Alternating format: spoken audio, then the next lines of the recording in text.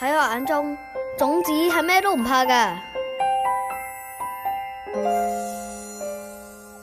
青果榕的種子，靠短吻果腹傳播；鬼針草的種子，靠尖刺可貼住動物；質舉樹的種子，某天被楊咩消化。那眼殼軟掉，才能令到種子會出世。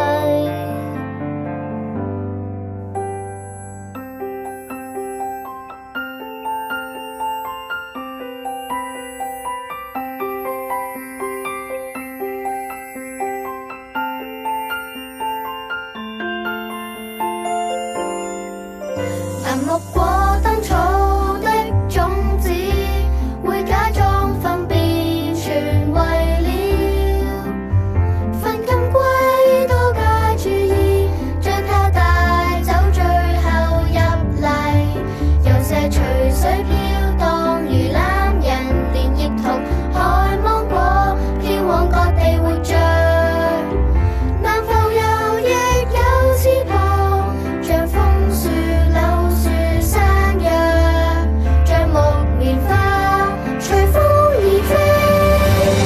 種子不怕用歲月期待，它很相信定會望到廣闊未來。如果有風就可以翱翔，如果有水亦都可飄往遠方，不怕落雨，亦未會驚天塌下來。和牛兒苗的種子，一輩子要等待雨水；北美短葉蟲的種子，等到大火至會打招呼。阿羅紅蓮的種子，700年後才露臉。